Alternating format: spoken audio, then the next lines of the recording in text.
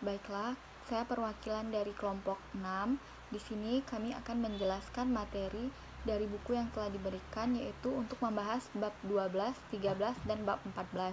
Adapun anggota dari setiap kelompok 6, yaitu yang pertama Rizky Umar Said, yang kedua Faziati Andini saya sendiri, yang ketiga ada Chandra Irpandi, yang keempat Hendy Rizky Pratiwi, dan yang kelima Noviasari, dan yang terakhir adalah Akmal. Baiklah, untuk presentasinya akan dilakukan oleh Rizky Umar Said yang terlebih dahulu, dan berikutnya akan dilanjutkan oleh teman-teman. Selamat menyaksikan. Assalamualaikum warahmatullahi wabarakatuh. Saya Rizky Umar Said, kelompok 6. Saya ingin menjelaskan tentang bab 12, dan ini sepengetahuan saya. Bab 12 yang saya akan bahas ini itu berjudul dengan langkah-langkah menutup proyek. Nah, untuk langkah-langkah menutup proyek ini itu ada 1, 2, 3, 4, 5, 6, 7, 8, 9 proses yang harus kita lakukan. Nah, pertama saya ingin teman-teman membayangkan bahwa teman-teman di sini itu sebagai manajer proyek. Kenapa? Karena setiap langkah ini itu lebih ditekankan kepada manajer proyek. Nah, yang pertama itu langkah yang pertama, pengujian sistem dan startup. Nah, untuk pengujian sistem dan startup, seringkali pada industri besar, inspeksi itu dilakukan sepanjang proyek itu berlangsung. Nah, tapi ini sebagai manajer proyek itu harus memastikan kembali, soalnya proyek ini pun pasti ada owner, seorang pemilik gitu. Dan juga pokoknya dalam proses pengujian sistem sama startup itu tuh harus benar-benar dicek segalanya gitu. Dimana kalau tidak dilakukan pengecekan kembali atau pengecekan yang memang sudah ada di basisnya apa aja, itu nantinya ditakutkan tidak sesuai gitu dengan rencana awal. Dan juga proses untuk pengujian sistem startup itu tuh menggunakan tahap mechanical completion. Nah, di sini juga digunakan untuk tahap pengembangan proyek. Nah, dalam tahap pengembangan proyek itu tuh perlu adanya pembagian tupoksi masing-masing kepada setiap anggota atau jajaran yang terlibat. Nah, fungsinya untuk mengetahui itu hierarki kerja, maksudnya itu siapa bertanggung jawab kepada siapa yang istilahnya itu mengkomando siapa. Dan juga pembagian tugas itu tuh untuk memperlancar semua arus kerja maksudnya itu kalau misalnya tidak adanya pembagian tugas, tumpang tindih tugas, itu akan menyebabkan kekacauan, nantinya itu mengganggu proyek. Dan juga takutnya juga proyek ini akan tenggat waktunya itu lebih lama daripada yang sudah direncanakan di awal. Nah, dan juga sebelum proyek dilakukan itu tuh MOU atau Memorandum of Understanding itu tuh harus diterterakan segala sesuatu yang nantinya penting untuk dicantumkan. Takutnya kalau tidak detail dan tidak manajer proyek juga asal-asalan, itu takutnya permainan hukum di situ lebih gencar gitu. Dan juga di sini akan menyebabkan diskomunikasi antar si manajer dengan si owner tadi. Nah, lanjut itu yang kedua itu inspeksi terakhir. Di sini setelah dilakukan pengujian itu tuh paling penting sebelum mengakhiri itu dilakukan inspeksi terakhir. Sebenarnya biarpun pengecekan dilakukan sepanjang proyek, tapi sangat penting untuk memastikan sistem-sistem yang ada di proyek tersebut itu berjalan dengan lancar. Soalnya kan dikatakan proyek ini kan akan digunakan mungkin secara masif. Kalau misalkan proyek ini emang digunakan secara masif, Nah, juga manajer proyek harus bekerja sama dengan owner dan profesional desain untuk bertanggung jawab terhadap inspeksi dan pengujian dan penerimaan akhir. Nah, lanjut. Itu jaminan dan garansi. Nah, sebenarnya di sini kalau tergantung, kalau proyek besar biasanya itu bangunan ataupun kalau kayak barang-barangnya itu kebanyakan di asuransi atau di jaminannya gitu. Nah terhadap siapa? Terhadap pemegang apa namanya itu ya? Yang MOU misalkan ya ada itu ya penyedia alat kontraktor gitu ya. Nah di sini nih dia yang memegang untuk alat tersebut ada di proyek kita. Nah tentunya kalau misalnya kita menyewa, kalau proyek yang bagus itu pastinya ketika menyewa itu tuh sudah langsung sama asuransi ataupun garansi dan jaminan sebagainya. Soalnya kalau misalnya tidak diasuransikan berarti itu tuh kemungkinan baru jalan sebulan atau jalan setahun itu langsung rusak. Dan juga biasanya kalau yang proyek besar itu apa namanya waktu tenggat untuk garansinya itu bisa 1-5 tahun. Nah, lanjut itu pengajuan hak gadai. Nah di sini tuh pemasok material, subkontraktor dan pekerja dan sebagainya itu tuh mempunyai hak gadai, dimana ini nih terhadap properti ya. Kalau seandainya barang tersebut belum dibayar, nah itu tuh pada tenggat waktu kontrak yang sudah disetujui itu tuh bisa dikali 2 uangnya karena tidak sesuai dengan kontrak gitu.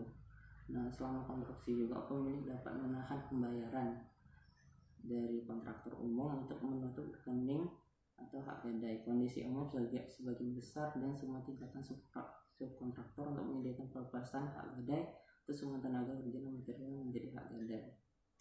Nah, intinya tuh di sini permainan ada atau tidaknya barang tersebut. Kalau seandainya ada berarti hak gadainya ini enggak terklaim. Kalau seandainya tidak ada baru hak gadainya bisa diklaim. Nah di sini kan yang selanjutnya itu rekam revisi gambar. Di sini sebelum kita maksudnya itu pada awal proyek tentunya kita punya nih gambaran kayak mana bangunan atau apapun itu barang ataupun alat yang mau kita bikin. Nah di situ kan ada cetak biru. Nah di cetak biru seringkali itu tidak sesuai dengan hasil aslinya. Nah di sini perlu adanya rekaman dari gambar tersebut dan juga revisi gambar. Nah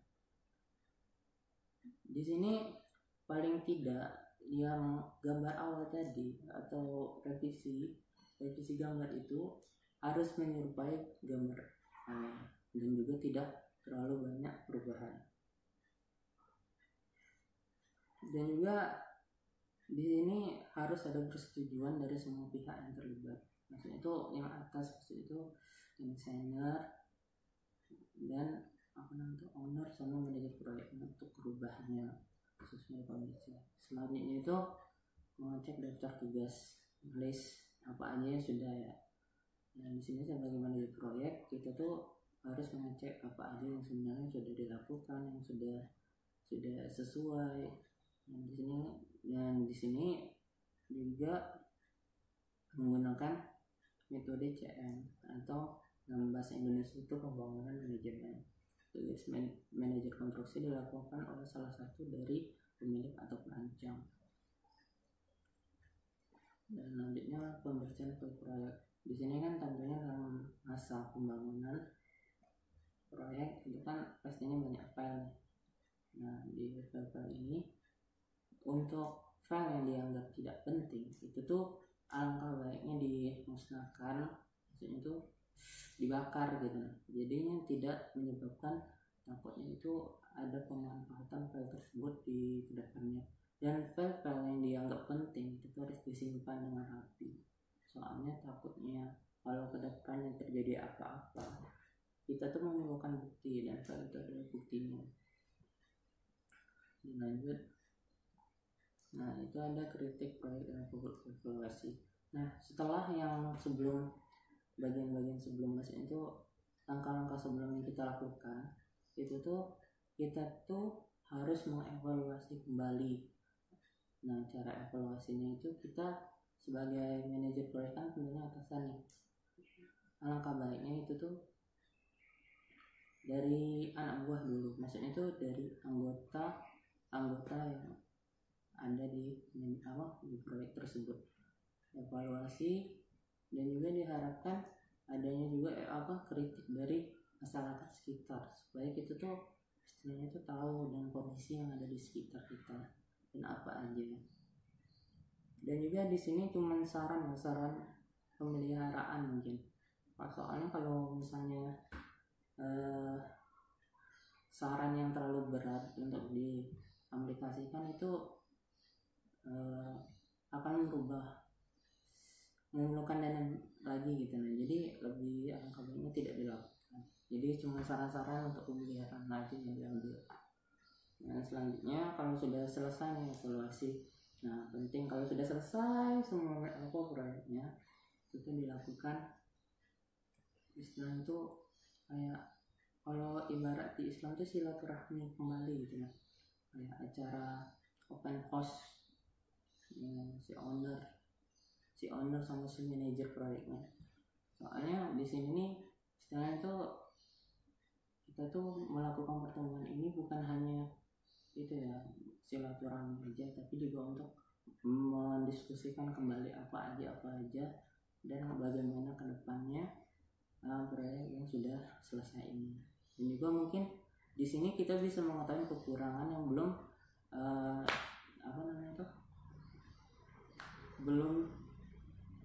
sampai gitu, sampai ke kita.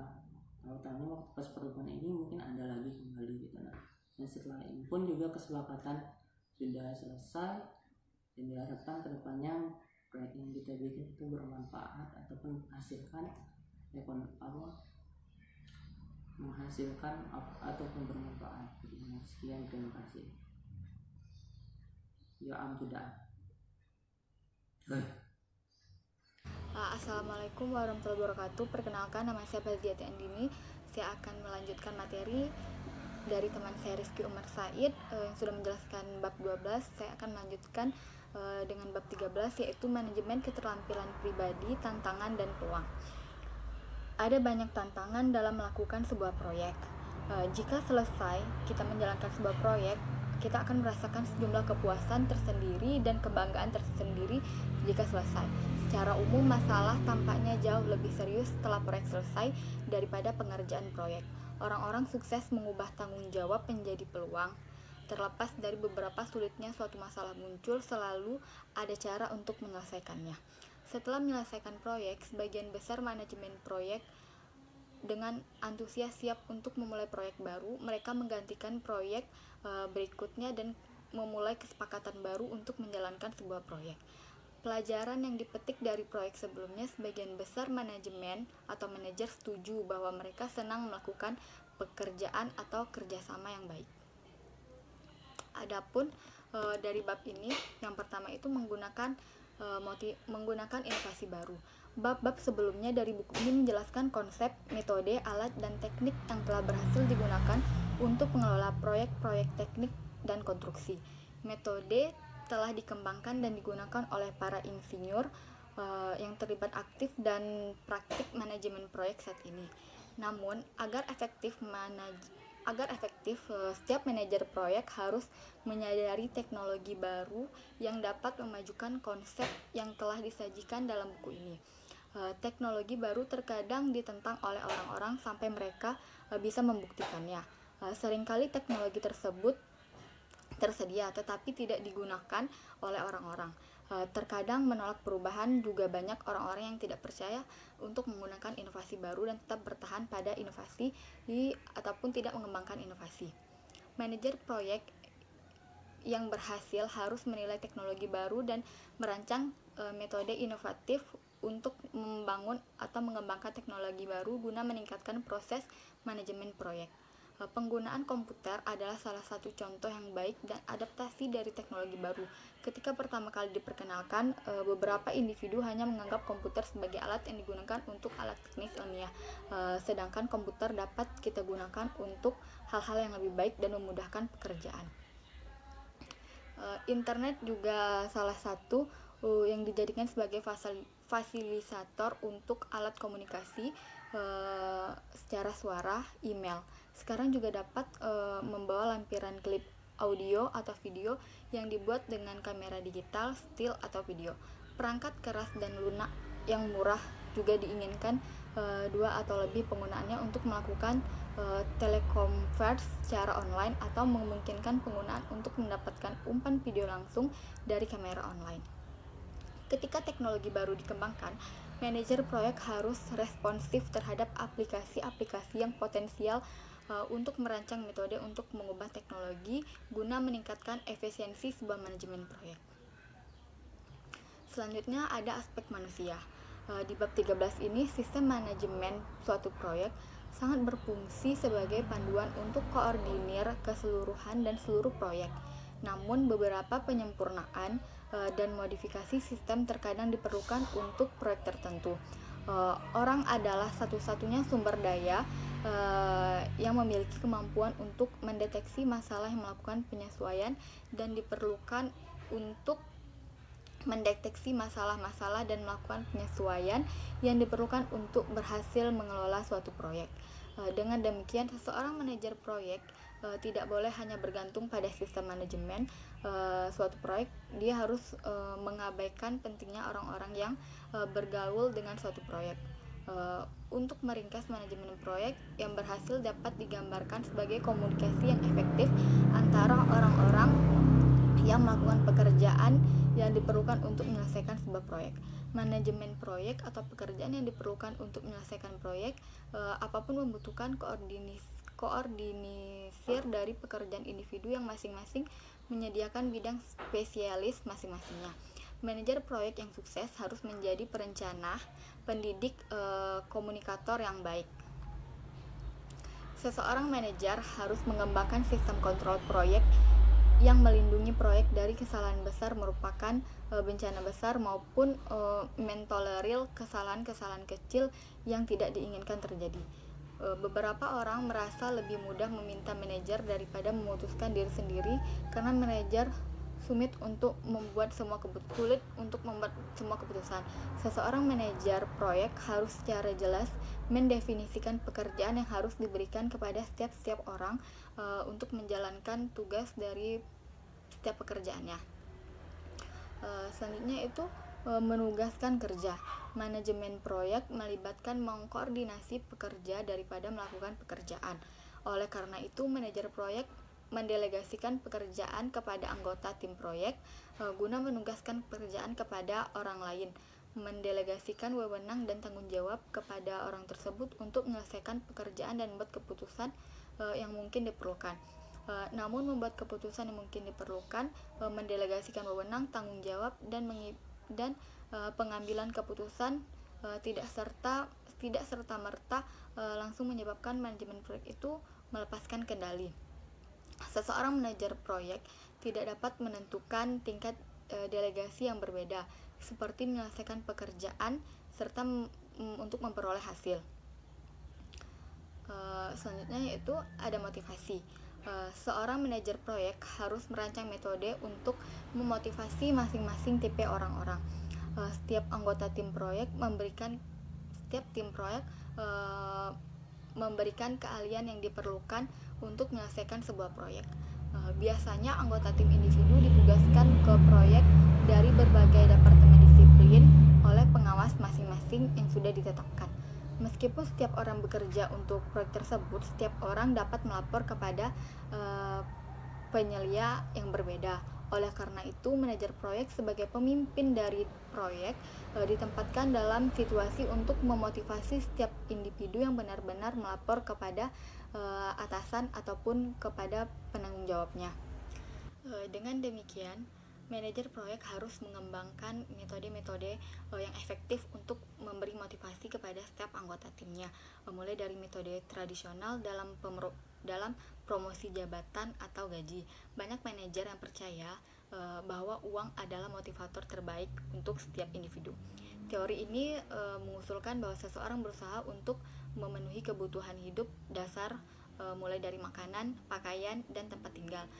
Setelah puas dengan kehidupan ataupun kebutuhan, seseorang berusaha untuk meningkatkan kebutuhan berikutnya, mulai dari keselamatan yang mungkin mencakup pekerjaan yang berkelanjutan. Kebutuhan yang lebih tinggi berikutnya yang akan dicari.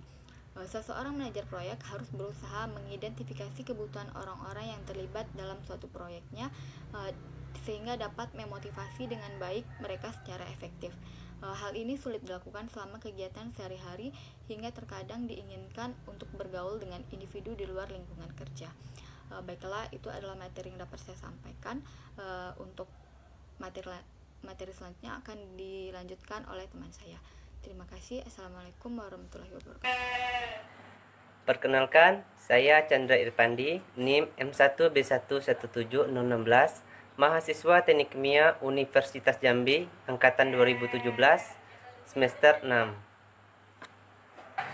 Baiklah, saya akan melanjutkan presentasi dari Saudari Faziati Andini. Adapun salah satu manajemen keterampilan pribadi, tantangan dan peluang antara lain yaitu pembuatan keputusan. Pembuatan keputusan ini haruslah bersifat rutin dan dapat dibuat dengan cepat, signifikan, dan mungkin dapat memiliki dampak besar pada kualitas, biaya, atau jadwal proyek. Pengambilan keputusan ini harus melibatkan pemilihan suatu tindakan dari berbagai alternatif, di mana tugas dari manajer proyek itu untuk mengetahui dan mengomunikasikan tujuan proyek dengan jelas kepada semua peserta, sehingga upaya mereka dapat difokuskan pada alternatif yang berlaku untuk hasil akhir yang diinginkan. Sebagian besar keputusan proyek itu dibuat secara internal atau dalam organisasi manajer proyek yang dapat dikelola secara relatif lebih mudah. Namun, beberapa keputusan itu juga dibuat secara eksternal, di mana di luar manajer proyek organisasi oleh pemilik atau badan pengatur, khususnya dalam tinjauan dan proses persetujuan. Manajer proyek ini harus mengidentifikasi kegiatan-kegiatan tersebut yang membutuhkan keputusan eksternal, sehingga informasi yang sesuai akan diberikan dan orang tersebut dapat diidentifikasi siapa yang akan membuat keputusan. Selanjutnya, seorang manajer proyek itu harus menghindari penundaan atau kebimbangan dan harus mendorong pengambilan keputusan dalam anggota tim, sehingga tidak menyebabkan pemborosan dalam bakat, sumber daya dan waktu. Pembuatan keputusan ini harus dikomunikasikan kepada semua peserta yang terlibat dalam proyek, sehingga semua yang berkepentingan akan tahu apa yang harus dilakukan. Ini dapat dengan mudah dicapai dengan membagikan notulen rapat atau catatan percakapan di mana keputusan dibuat dengan sorotan atau bendera untuk menunjukkan keputusan. Selanjutnya yaitu manajemen waktu. Sebuah proyek manajemen proyek itu menghabiskan banyak waktu untuk berkomunikasi dan berinteraksi kepada orang-orang lain yang terlibat dalam proyek. Karena itu, pentingnya bahwa waktu dihabiskan secara produktif dan efektif. Langkah-langkah untuk manajemen waktu yang pertama yaitu menganalisa tentang bagaimana waktu itu dihabiskan untuk menentukan berapa efektif waktu yang digunakan. Berupa seperti log harian. Log harian ini harus dikasih lebih dari 2 atau 3 minggu untuk menunjukkan berapa banyak waktu yang harus dilakukan setiap kegiatan, siapa yang terlibat, dan apa yang telah dicapai. Selanjutnya yaitu mengelompokkan kegiatan berdasarkan kategori seperti telepon, rapat, pengunjungan yang tidak dijadwalkan, dan permintaan khusus sehingga analisa distribusi waktu oleh kategori akan memungkinkan proyek itu untuk dapat berjalan atau menghabiskan waktunya sebagian besar sehingga dapat dilakukan perbaikan.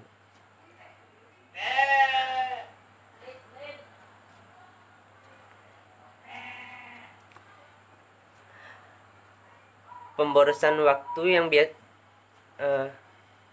adapun daftar-daftar pemborosan waktu umum, yang pertama yaitu panggilan telepon yang tidak produktif, yang kedua yaitu pertemuan yang tidak produktif, yang ketiga yaitu pengunjungan yang tidak terjadwal, keempat permintaan spesial, selanjutnya mencoba terlalu banyak sekaligus, keenam kurangnya tujuan dan sasaran, ketujuh penundaan pada keputusan, yang kedelapan keterlibatan dalam barang-barang rutin yang bisa ditangani oleh orang lain, yang kesembilan ketidakmampuan untuk menetapkan dan menjaga prioritas, dan yang terakhir yang ke-10 ketidakmampuan untuk mengatakan tidak. Selanjutnya yaitu komunikasi. Miskomunikasi merupakan salah satu sumber kesalahan atau kesalahpahaman yang sering terjadi dalam manajemen proyek.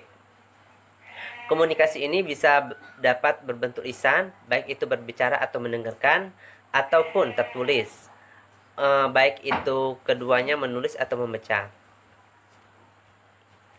Komunikasi ini haruslah dapat dilakukan dengan jelas, koheren, efisien, untuk memastikan keberhasilan kerja oleh semua peserta dalam suatu proyek.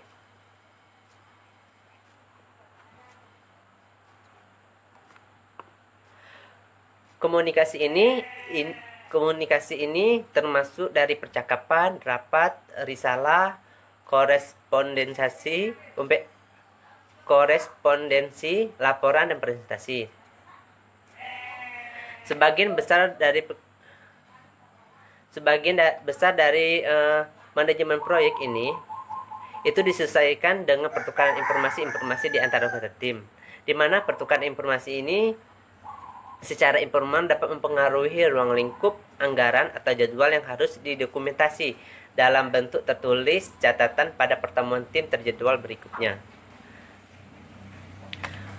Manajer proyek haruslah menyimpan catatan percakapan telepon, termasuk nama-nama pihak yang dalam percakapan, tanggal, waktu, tempat, item yang dibahas, dan informasi yang terkait apapun yang dihasilkan dari pertukaran. Selain catatan telepon haruslah disimpan dan diajukan pada setiap proyek. Ini terkadang membantu untuk mempertahankan log telepon utama yang merekam setiap panggilan untuk semua proyek yang menjadi tanggung jawab dari manajer proyek. Dan juga setiap panggilan itu dapat direkam pada satu baris yang berisi tanggal, waktu, nomor, nama orang, dan keterangan singkat. Itu diberikan garis besar percakapan, di mana manajer proyek itu harus mengembangkan dan melatih keterampilan berbicara yang baik. Percakapan haruslah jelas, koheren, dan to the point tanpa bertele-tele. Selanjutnya yaitu presentasi. Presentasi adalah presentasi yang akan diberikan untuk audiens. Itu bukan individu yang memberikan presentasi. Mempresentasikan itu harus disiapkan dari sudut pandang audiens dan diatur dalam pola logis sehingga masing-masing bagian dari presentasi akan berhubungan dengan bagian lainnya. Contoh adalah masalah untuk solusi, tidak diketahui sebab akibat, dan urutan kronologisnya. Kelemahan dari banyak presentasi yaitu adalah upaya untuk memberitahu audiens terlalu banyak, memberikan deskripsi langkah demi langkah segala sesuatu tentang subjek. Karena itu presentasi haruslah merupakan rangkuman dari faktor-faktor penting yang menarik langsung, meninggalkan detail informasi dalam laporan yang tepat dibaca nanti. Hanya sejumlah grafik atau tabel atau cetakan komputer dapat disajikan, sehingga haruslah hati-hati dalam memilihnya. Presentasi ini haruslah dimulai dengan judul yang merupakan pernyataan sederhana dari subjek, diikuti dengan ekstriak singkat tentang materi yang akan disajikan.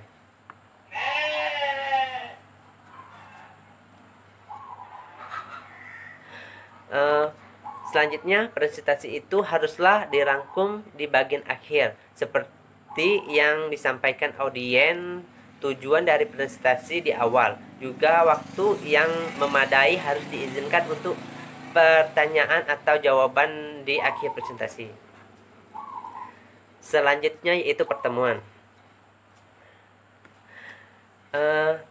Pertemuan ini merupakan salah satu aspek yang sangat penting dalam manajemen proyek, karena pertemuan ini akan berdampak besar kepada proyek tersebut, karena pertemuan ini memberikan informasi dari satu ke yang lainnya. Sejumlah pertemuan itu diadakan sepanjang durasi proyek untuk bertukar informasi dan membuat keputusan, di mana jadwal pertemuan tim reguler harus didefinisikan pada awal proyek sebagian dari rencana kerja proyek. Rapat lainnya yaitu diadakan dengan pemilik untuk melaporkan kemajuan atau mendapatkan persetujuan. Pertemuan khusus dapat diadakan dengan pihak berkepentingan lainnya seperti badan pengatur atau masyarakat umum. Sedangkan untuk agenda pertemuan itu harus menyediakan cara yang efektif untuk mengatur pertemuan, untuk menentukan dan mengurutkan item yang akan dibahas, untuk mencegah diskusi berkeliaran. Untuk waktu yang dibutuhkan melakukan pertemuan juga berkurang secara signifikan ketika sebuah agenda digunakan untuk itu memadu diskusi. Agenda juga harus harus mencegah seseorang mendominasi diskusi dan memberi setiap orang kesempatan untuk berpartisipasi. Dalam pertemuan, rapat harus dimulai dan diselesaikan tepat pada waktunya. Mulai terlambat salah satu contoh, apabila ada yang terlambat, maka diberilah sanksi kepada orang yang terlambat. Karena mulai terlambat itu mereka siapa yang datang tepat waktu dan memberikan penghargaan bagi mereka yang datang terlambat, dan memberikan penghargaan kepada mereka yang datang terlambat. Pertemuan dengan waktu terbatas seringkali akan membahas sebanyak materi. Jika tidak lebih dari pertemuan dan memiliki waktu terbuka. Pada pertemuan ini, salinan menit harus didistribusikan ke semua peserta dan salinan catatan ditempatkan di file proyek. Menit ini memberikan setiap peserta kesempatan untuk memverifikasi item yang dibahas dan keputusan dibuat. Notulen juga membantu manajer proyek dalam mempersiapkan agenda untuk pertemuan selanjutnya. Baiklah, hanya ini yang dapat saya presentasikan. Selanjutnya akan dipresentasikan oleh saudari Heni Rizky Pratiwi. Terima kasih. Perkenalkan, nama saya Heni Rizky Pratiwi. NIM saya M1B11720. Saya Teknik Kimia 2017. Baiklah, saya di sini akan melanjutkan materi yang diberikan oleh Chandra Irfandi. Di sini saya akan menjelaskan tentang laporan dan penyebab. Di sini dokumen komunikasi tertulis sebagian besar kegiatan proyek dan seringkali memiliki dampak besar terkait dengan keputusan, biaya, jadwal, dan masalah hukum. Karena itu, semua bahan tertulis harus diberi tanggal dan ditulis dengan cara yang jelas, singkat, koheren, dan dapat dibaca. Agar efektif, dokumen itu harus mempertimbangkan siapa yang akan membaca bahan dan tujuan penulisan, seperti untuk mendapatkan informasi, untuk memberikan informasi, untuk mengklarifikasi item, atau untuk mengajukan proposal untuk disetujui. Meskipun komputer dengan kemampuan grafis, perangkat lunak pengolah kata, dan otomatis yang ditingkatkan, manajer proyek harus tetap mengandalkan keterampilan menulisnya sendiri untuk membuat dokumen tertulis yang masuk akal. Memotong, menempel, menggabungkan, dan pemeriksaan ejaan tidak perlu memastikan dokumen yang koheren. Misalnya, pemeriksaan ejaan dokumen tidak memverifikasi kebenaran penggunaan kata-kata untuk juga atau yang lainnya. Bahkan kesalahan kecil dapat menyebabkan masalah besar dan kesalahpahaman. Dengan demikian, manajer proyek harus menggunakan tindakan pencegahan khusus untuk memastikan dokumen yang koheren. Di sini ada pengaturan dan format laporan bervariasi, tergantung pada bahan yang akan diproduksi. Di sini ada tabel 13.2 adalah format yang disarankan untuk laporan. Surat-surat harus ditulis dengan setidaknya 3 paragraf. Yang pertama, paragraf pengantar, paragraf utama surat, dan paragraf penutup akhir. Di sini ada format laporan. Yang pertama yaitu halaman judul. Bagiannya ada judul laporan, penulis, lokasi, dan tanggal. Yang kedua yaitu daftar isi. Di sini daftar isi materi pelajaran dalam urutan kronologis dengan nomor halaman. Yang ketiga, hal depan. Hal depan memiliki 3 bagian. Yang pertama yaitu daftar gambar, daftar tabel, daftar singkatan. Yang keempat, pendahuluan. Pendahuluan di sini ada 2 bagian. Yang pertama yaitu tujuan laporan. Yang kedua yaitu lingkup laporan, termasuk apa yang terkandung dalam laporan dan apa yang tidak tercantum dalam laporan. Yang kelima yaitu teks laporan utama. Di sini ada 4 bagian. Yang pertama yaitu alat uji yang digunakan. Yang kedua, prosedur yang digunakan. Yang ketiga, data diperoleh. Dan yang keempat, analisis data. Yang keenam, ringkasan atau kesimpulan atau rekomendasi. Yang ketujuh, lampiran untuk data massal. Yang ke-8, daftar referensi.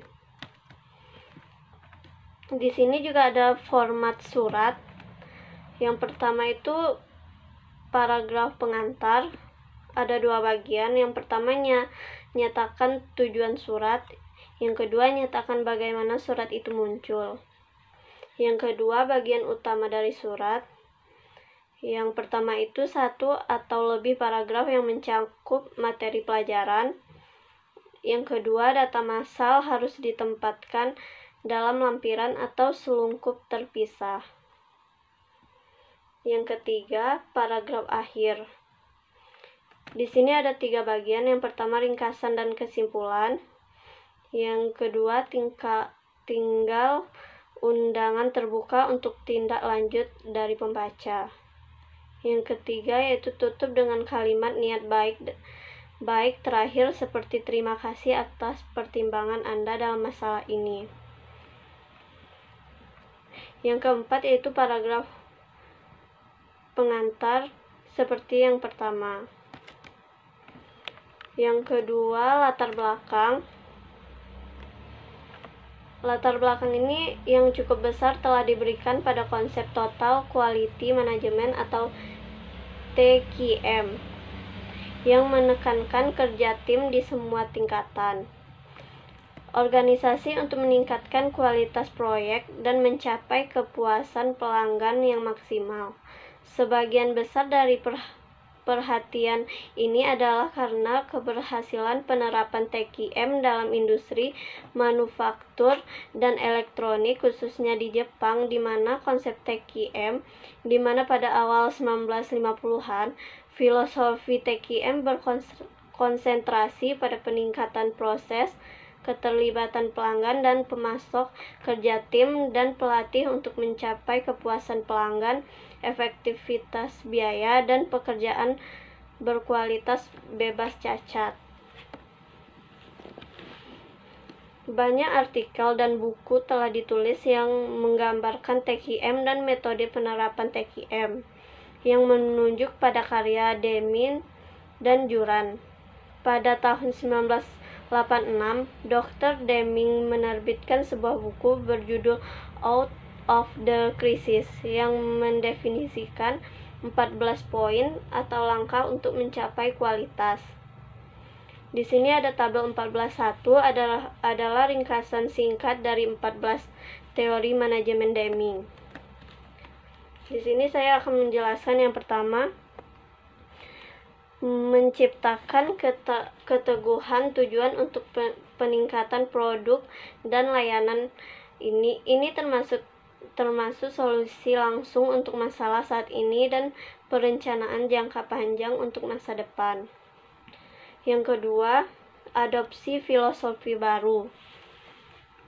Tuduhan ini tidak hanya untuk manajemen dan tenaga kerja perusahaan, tapi juga mencakup tanggung jawab pemerintah. Yang ketiga, hentikan ketergantungan pada inspeksi massal untuk mencapai kualitas. Yang keempat, akhiri praktik pemberian bisnis hanya berdasarkan label harga. Yang kelima, meningkatkan sistem produksi dan layanan secara konstan dan selamanya.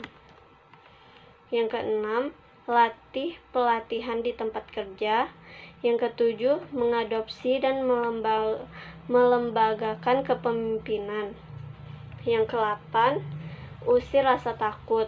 Yang ke-9, hancurkan penghalang antara area staf.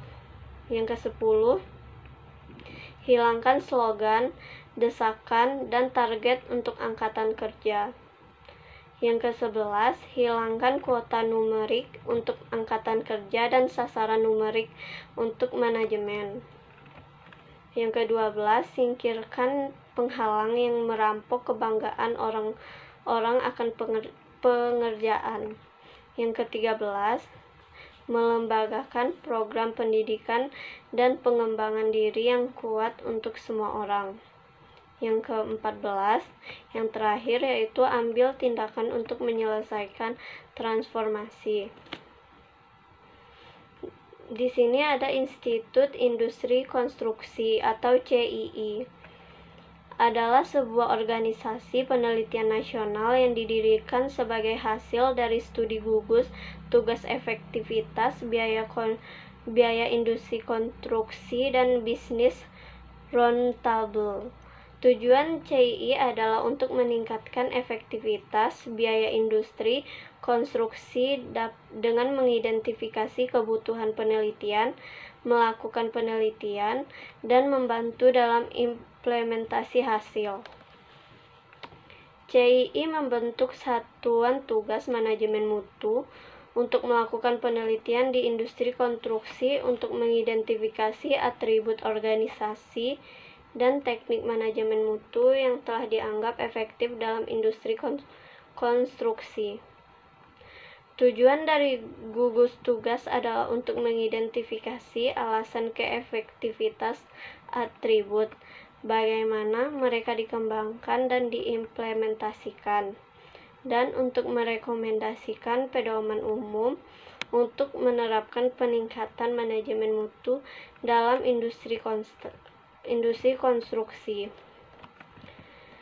Yang gugus tugas CII menyimpulkan bahwa pendekatan terpadu TQM dan kontrol kualitas jaminan kualitas diperlukan untuk meningkatkan kualitas produk, layanan yang disediakan oleh industri konstruksi. Perusahaan konstruksi telah dengan sedikit mengidentifikasi mengadopsi metode dan konsep TQM yang sedang digunakan dalam industri manufaktur Amerika Serikat dan telah menerapkan pada operasi mereka.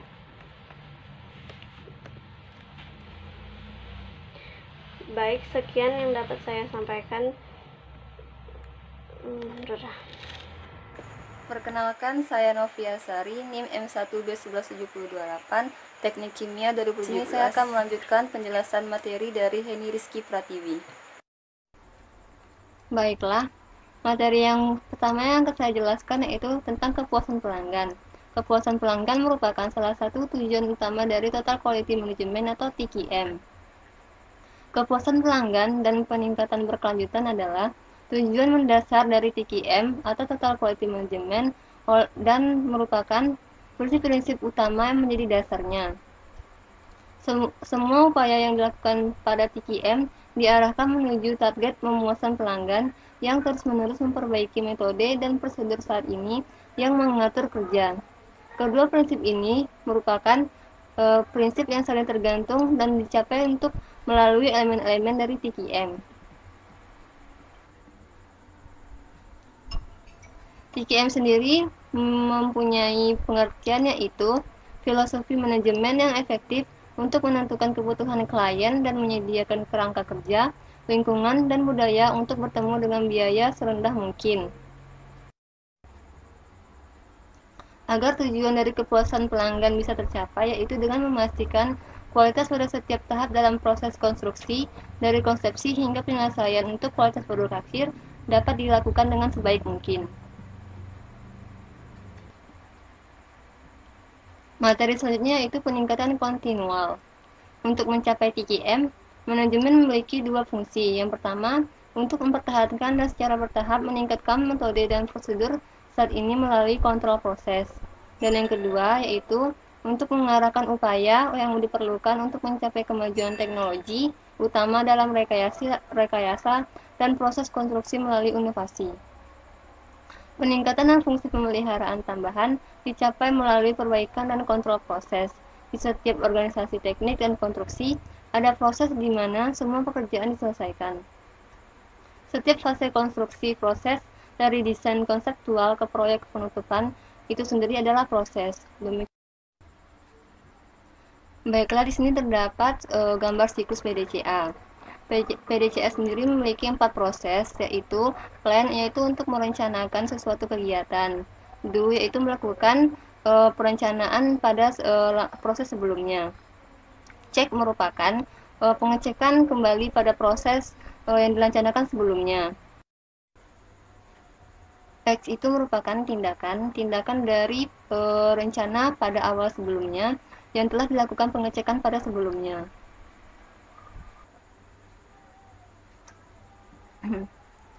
Siklus Plan Do Check Act atau disingkat dengan PDCA Deming melambangkan proses analisis masalah untuk mempersempit kesenjangan antar kebutuhan pelanggan dan saat kinerja. Proses siklus PDCA merupakan prosedur sistematis untuk metode peningkatan bertahap dan prosedur dengan berfokus pada koreksi dan pencegahan pada kegagalan.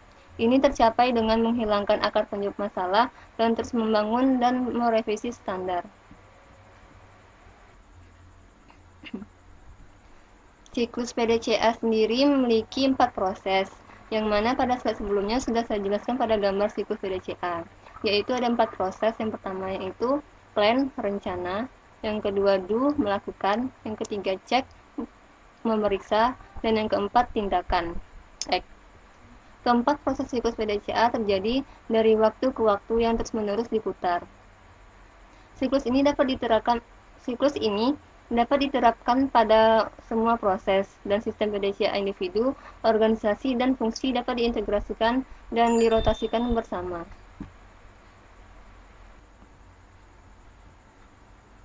Pada siklus PDCA terdapat langkah-langkah. Ada 8 langkah siklus PDCA yang dijalankan secara terus-menerus dengan 2 hasil yang diinginkan. Hasil yang pertama yaitu untuk memastikan peningkatan metode dan prosedur secara bertahap. Hasil yang kedua yaitu untuk memastikan bahwa perbaikan yang telah dilakukan dapat dipertahankan. Adapun 8 langkah-langkah siklus PDCA adalah sebagai berikut. Proses perencanaan yang pertama yaitu untuk menentukan problem dan identifikasi target perbaikan. Langkah kedua, analisis situasi saat ini. Langkah ketiga, identifikasi akar penyebab dan pengaruhnya. Langkah keempat, kembangkan rencana untuk tindakan korektif. Langkah kelima yaitu merupakan proses perlakuan, melaksanakan perencanaan.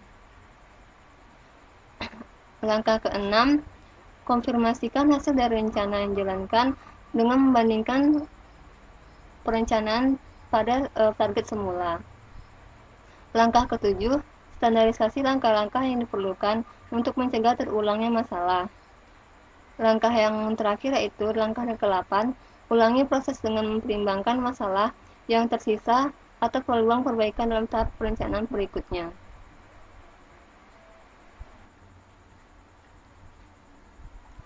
Materi selanjutnya yaitu tentang komitmen manajemen.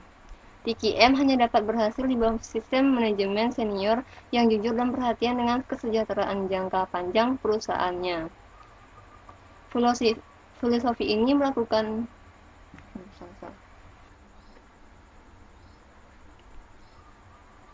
Ini adalah filosofi melakukan bisnis yang menumbuhkan sikap perbaikan yang meresap di seluruh organisasi.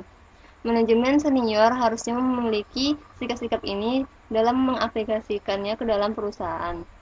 Komitmen ini harusnya dibarengi dengan memungkinkan anggota manajemen senior untuk memimpin perusahaan mereka dalam revolusi kualitas. Didukung oleh komitmen dan pengertian ini, manajemen senior secara pribadi dapat menetapkan tujuan dan arahan baru untuk perusahaan dan kemudian memimpin tim manajemen menuju pencapaian tujuan dan arahan tersebut.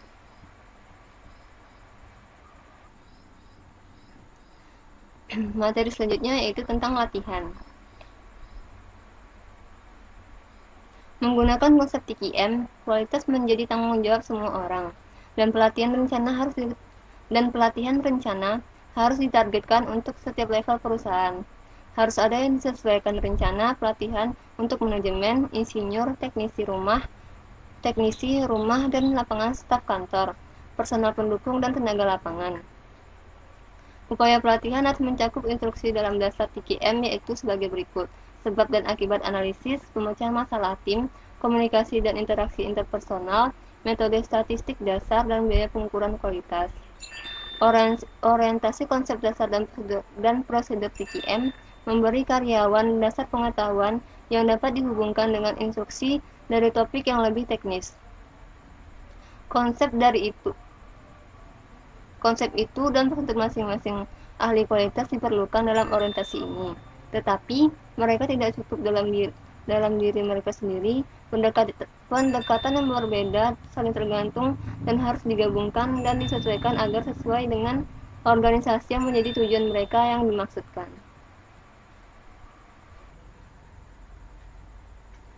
Keterampilan dalam interaksi manusia, kepemimpinan, dan inisiatif berperan penting bagi kesuksesan dari setiap upaya peningkatan kualitas. Tuntutan pada keterampilan interpersonal itu diperlukan peningkatan sebagai kompleksitas dan kecerdasan teknis meningkat. Keterampilan ini harus dikembangkan sebelum atau setidaknya dalam hubungan dengan pengembangan keterampilan dasar TQM. Yang selanjutnya pada latihan yaitu manajer yang berkualitas dapat memainkan peran penting dalam upaya pelatihan dan dalam transformasi budaya organisasi. Dengan memimpin upaya pelatihan, mereka dapat memberikan dukungan bagi organisasi yang lain dan bertindak sebagai katalis untuk perubahan. Mereka harus memimpin dalam menunjukkan bagaimana TQM melalui obsesi dengan kualitas, kerja tim, dan kontrol proses dan dapat mengarah pada peningkatan dramatis dalam kualitas dan produktivitas proyek.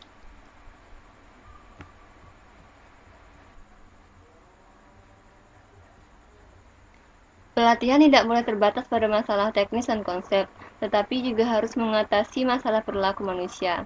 Semakin besar kompleksitas persyaratan teknis, semakin besar pula kebutuhan akan komunikasi, kepemimpinan, dan interpersonal lainnya dalam keterampilan.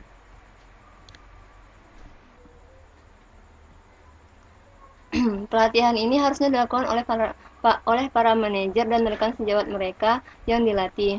Personil manajemen menunjukkan komitmen mereka terhadap program pelatihan melalui partisipasi aktif dan dukungan serta penggunaan pelatihan mereka untuk mengajarkan visi dan nilai-nilai organisasi yang baru. Bantuan dari konsultan luar harus dibatasi dalam pelatihan ini. Pelatihan adalah persyaratan pekerjaan dan semua orang harus dilibatkan dalam upaya pelatihan, dari manajemen eksekutif hingga personel yang baru direkrut. Upaya pelatihan harus disesuaikan dengan kelompok yang diurus. Pokok permasalahan harus relevan dengan fungsi pekerjaan tertentu dari kelompok yang dilatih, dengan contoh dan masalah yang memiliki aplikasi praktis. Metode dan teknik yang diajarkan melalui upaya pelatihan harus diterapkan pada pekerjaan secepat mungkin. Penerapan langsung keterampilan yang baru diperoleh membantu tim untuk mempertahankan keterampilan.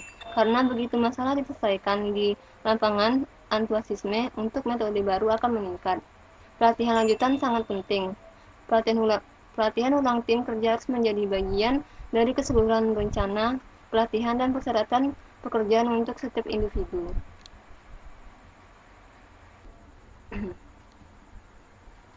Materi yang selanjutnya adalah kerja tim. Baiklah, materi selanjutnya akan dijelaskan oleh Akmaludin. Pada Akmaludin dipersilahkan. Baiklah, assalamualaikum warahmatullahi wabarakatuh. Di sini saya akan melanjutkan penjelasan dari Novia Sari untuk menggantikan saudari Akmal karena dia terhambat oleh jaringan. Dia sedang ada di kampungnya, tidak bisa mengakses video ataupun mengirimkan voice untuk tugas ini. Jadi kami sekelompok sepakat untuk membacakan ringkasan materi yang sudah dibuat oleh saudara Akmal. Baiklah, di sini dia menjelaskan lanjutan dari saudara Noviasari, yaitu bab 14 mulai dari halaman 322 sampai 328. Di sini penjelasan akan sedikit menjelaskan mengenai metode statistik, di mana metode statistik itu menyelidiki alat pemecahan masalah yang penting untuk proses TQM. Mereka memberikan tim alat untuk mengidentifikasi dan memisahkan penyebab kualitas masalah dengan mengkomunikasikannya dalam bahasa yang tepat sehingga dapat dimengerti oleh semua anggota tim. Mereka juga memverifikasi ulang dan mengoperasikan pengukuran yang ada berdasarkan data daripada mengandalkan pendapat dan referensi setiap individu atau kelompok. Metode statistik ini sangat menentukan mulai dari masa lalu, sekarang, dan pada tingkatnya yang lebih rendah, di mana dapat menentukan status masa depan dari suatu proses setiap pekerjaan. Metode statistik yang paling penting dan umum digunakan dalam proses pengerjaan atau penyelesaian masalah TQM dikenal sebagai alat statistik. Selanjutnya yaitu akan menjelaskan tentang biaya kualitas. Biaya kualitas dianggap oleh Crosby dan Juran sebagai kualitas utama untuk suatu indikator alat ukur. Dalam pendekatan mereka digunakan untuk melacak efektivitas proses TQM sehingga dapat memilih proyek peningkatan kualitas dan untuk memberikan kebenaran biaya kepada siapapun untuk melakukan proses TQM. Dengan menyatukan dan mudah dirakit biaya peninjauan, inspeksi, pengujian, memo, dan pengerjaan ulang, orang dapat menunjukkan akumulasi biaya untuk meyakinkan manajemen dan pihak lain terhadap perlunya TQM. Biaya kualitas dipecah menjadi dua kategori, yaitu biaya pencegah dan biaya penilaian serta biaya kegagalan. Rincian biaya-biaya ini digunakan di bawah ini, yaitu sebagai biaya kualitas sama dengan biaya kontrol plus biaya kegagalan, yaitu selanjutnya adalah biaya kontrol sama dengan biaya pencegahan plus biaya penilaian. Selanjutnya biaya kegagalan sama dengan biaya kegagalan internal plus biaya kegagalan eksternal. Selanjutnya ada keterlibatan pemasokan. Keterlibatan pemasokan ini konsepnya yaitu mengikuti konsep prinsip kerja yang terus ditingkatkan adalah salah satu untuk mendasarkan prinsip-prinsip TQM. Pemasukan atau kemampuan untuk menghasilkan produk yang berkualitas sangat tergantung pada hubungan antara pihak-pihak yang terlibat dalam suatu proses. Proses-proses yang terlibat yang perlu diperhatikan yaitu mulai dari pemasokan, prosesor, dan pelanggan. Kualitas proses hilir tergantung pada kualitas proses hulu. Konsep ini berlaku untuk internal dan eksternal pelanggan. Kualitas proyek yang dibangun oleh konstruktor berhubungan langsung dengan kualitas rencana dan spesifikasi perancangan, kualitas bahan dan peralatan yang disediakan oleh vendor, dan kualitas kerja yang dilakukan oleh subkontraktor. Selanjutnya yaitu pelayanan pelangganan. TKM adalah proses yang membutuhkan keterlibatan universal untuk menjadi sukses. Ini termasuk keterlibatan klien. Semakin banyak perusahaan mengadopsi TKM, proses dan permintaan meningkat, kualitas pun juga ikut meningkat. Konsep ini akan menjadi semakin penting. Perluasan pelanggan dicapai dengan memperluas konsep TKM ke pelanggan dalam bentuk tim gabungan. Kalau untuk penerapannya, bagi perusahaan TKM merupakan pergeseran signifikan dari standar manajemen yang dipraktekkan di masa lalu. Tugas membawa perubahan revolusioner itu di seluruh organisasi adalah pekerjaan luar biasa yang membutuhkan pasien, dukungan, dan kepemimpinan manajemen yang sangat bagus. Hanya memutuskan di mana untuk mulai bisa menjadi langkah paling sulit dalam proses implementasi. Meski tidak ada standar prosedur untuk menerapkan peningkatan kualitas, ada beberapa langkah yang umum bagi perusahaan yang telah berhasil menerapkan TKM. Adapun langkah-langkahnya yaitu untuk implementasi mirip dengan 4 tahap siklus PDCA. Yang pertama yaitu langkahnya persiapan dan perencanaan, yang kedua implementasi rencana, yang ketiga mengukur dan memverifikasi implementasi yang sudah direncanakan, yang keempat melakukan evaluasi hasil dan melanjutkan persiapan dan perancangan selanjutnya pada tahap-tahap yang akan dilakukan. Baiklah, itu adalah seluruh rangkaian dari materinya. Kami dari kelompok 6 mengucapkan terima kasih dan mohon maaf sebesar-besarnya jika terdapat salah penyampaian dan salah ucap. Wassalamualaikum warahmatullahi wabarakatuh.